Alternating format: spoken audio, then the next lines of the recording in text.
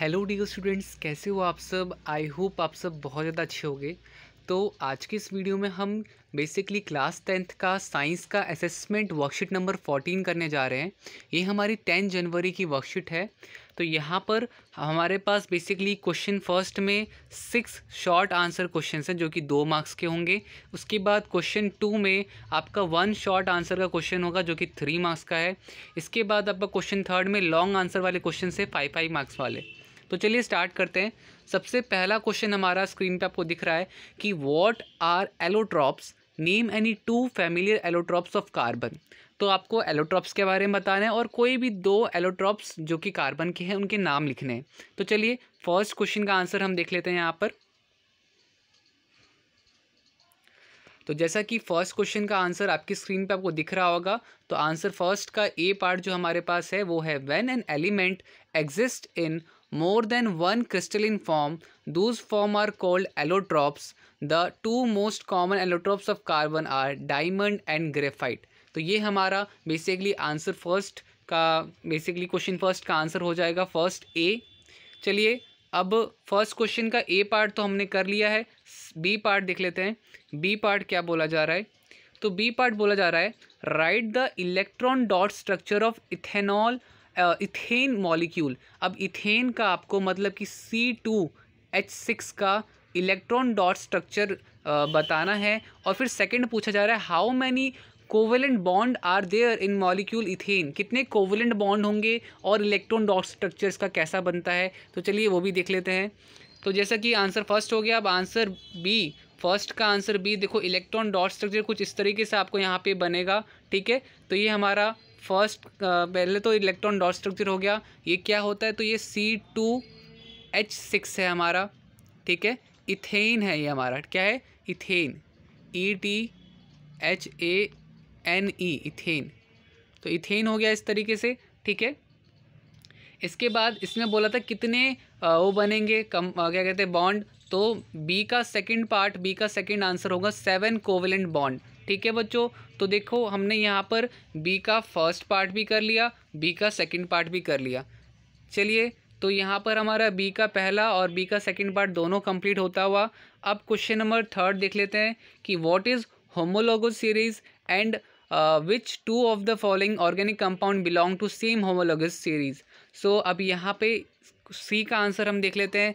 सी का आंसर, तो answer C आपको यहाँ पे दिख रहा होगा, तो ये आपका आंसर सी होगा। Homologous series is a series of organic compound which have same functional group and similar chemical property। and यहाँ पे ये पूरा आंसर हो जाएगा। ये CH4O है and C2H6O2 belongs to same homologous series because they have different of CH2 group and differ from 14 gram in weight। ठीक है, तो ये हमारा बेसिकली आंसर सी हो गया। अब ज़रा हम फटाफट से आंसर डी देख लेते हैं। तो बच्चों डी वाले में क्या है? In electron dot structure valence electron are represent by cross और डॉट स्ट्रक्चर। तो सबसे पहले आपको बोला जा रहा है कि बताओ the atomic number of chlorine. ठीक है, अगर एटॉमिक नंबर ऑफ क्लोरीन क्या है? 17 है, तो उसका इलेक्ट्रॉनिक कन्फिग्रेशन क्या होगा? तो बच्चों अगर 17 उसका एटॉमिक नंबर है तो पहले शेल में होगा 2, फिर उसके बाद होगा 7, फिर उसके बाद फिर उसके बाद होगा आपका 8 और उसके बाद होगा 7। आप इसे जोड़ लीजिए, आप जोड़ेंगे तो यहाँ पर आपका क्या आएगा? तो यहाँ पे आपका 17 आएगा। तो इलेक्ट्रॉनिक कन्फिग्रेशन फर्स्ट वाला पार्ट तो हमने कर लिया है और सेकंड हमसे क्या बोला जा रहा है? इसका इलेक्ट्रॉन डॉट स्ट्रक्चर भी बनाना है। तो चलिए वो भी मैं आपको दिखा देता हूँ। आंसर डी का फर्स्ट पार्ट मैंने आपको दिखा दिया था कि क्या होगा, तो 287 और इलेक्ट्रॉन डॉट स्ट्रक्चर कुछ इस तरीके से आपका होगा। ठीक है, तो ये आपका डी का आंसर हो गया। चलिए आगे देखते हैं, आगे बढ़ते हैं। इसके बाद आपका डिफरेंशिएट बिटवीन सैचुरेटेड और अनसैचुरेटेड हाइड्रोकार्बन्स, इन दोनों के बीच में डिफरेंस बताना है। तो यहाँ पे इसको भी देख लेते हैं। तो बच्चों ये आपका आंसर हो जाएगा आंसर ई वाला। ठीक है, सैचुरेटेड हाइड्रोकार्बन्स और अनसैचुरेटेड हाइड्रोकार्बन्स दोनों के बीच में डिफरेंस दे रखा है। आप सब चाहो तो इसको बस खाली इतना भी लिख सकते हो, इतने में भी आपका क्या कहते हैं आंसर पूरा हो जाएगा। मैंने एडिशनल इन्फॉर्मेशन दे रखी है, ये आप चाहो तो एक्स्ट्रा बना सकते हो, लिख सकते हो। अदरवाइज इतना आपका मोर देन इनफ होगा। जितना मैं ग्रीन कलर से यहाँ पे मार्क कर रहा हूँ, this is more than enough. ठीक है, इतना डेफिनेशन मोर देन इनफ है। बाकी अगर आपको एक्स्ट्रा चाहिए तो और आप एक्स्ट्रा इन्फॉर्मेशन यहाँ पे मैंने एग्जांपल्स भी दे रखे हैं और रिएक्टेंट डॉट स्ट्रक्चर भी दिया हुआ है, ठीक है। तो आंसर ई हमारा हो गया है। एफ क्या है, state two properties of carbon which lead to very large number of carbon compound. Carbon की 2 प्रॉपर्टीज़ बतानी है आपको। आंसर एफ हम यहाँ पे अब करने वाले हैं। कार्बन की 2 प्रॉपर्टीज़ कौन सी है, तो आंसर एफ मैं आपको दिखा दूँ। एक होता है कैटेनेशन, ठीक है, सबसे पहला प्रॉपर्टी कैटेनेशन, और इसके बाद दूसरी प्रॉपर्टी है टेट्रावैलेंसी, ठीक है, टेट्रावैलेंसी। तो ये बच्चों आपका बेसिकली सेकंड का आंसर हो जाएगा, ठीक है। तो दोनों 2 प्रॉपर्टीज़ बोली थी तो 2 प्रॉपर्टीज़ आपकी यहाँ पे हो जाएगी, ठीक है बच्चों। तो ये आपका बेसिकली फर्स्ट और सेकंड प्रॉपर्टी हो गई। आंसर एफ हमारा यहाँ पे कंप्लीट हो गया। चलिए अगला देखते हैं। अब हमारे पास सेकंड क्वेश्चन हमारा स्टार्ट हो जाता है। Right any 3 physical property of covalent compound. कोई से भी 3 आपको प्रॉपर्टीज़ बतानी है। तो आंसर सेकंड हम यहाँ पे देख लेते हैं। आंसर सेकंड हमारे पास ये बच्चों आंसर सेकंड है, सेकंड, ठीक है। आंसर सेकंड की यहाँ पे मैंने 4 प्रॉपर्टीज़ मार्क करवा रखी हैं, 4 प्रॉपर्टीज़ मार्क करवा रखी। सबसे पहली प्रॉपर्टी, फिर दूसरी प्रॉपर्टी, तीसरी प्रॉपर्टी, चौथी प्रॉपर्टी, ठीक है। इन चारों प्रॉपर्टीज़ को आप लिख लीजिएगा और आपका इसका आंसर यहाँ पे हो जाएगा। सबसे पहला, covalent bond molecules are seen to have strong bond within molecules but molecular force are small, as result it has low melting and boiling point and the electron shares and no charge particles are formed, and last है covalent compound are poor conductor of electricity. ये इसकी 4 properties हो गई। आप कोई सी भी 3 लिख लीजिए, पूरी 4 लिख लीजिए, ये आपके ऊपर है, ये मैं आपके ऊपर छोड़ देता हूँ। तो इस सेकंड का आंसर हो गया। अब थर्ड के आंसर में हमारे पास थर्ड का आंसर है, थर्ड का है give reason for the following. आपको यहाँ पे रीजंस बताने हैं। Element carbon forms compound mainly by covalent bonding. तो यहाँ पे इसका आंसर हमारा थर्ड के फर्स्ट का आंसर क्या होगा, तो ये थर्ड का फर्स्ट पार्ट है।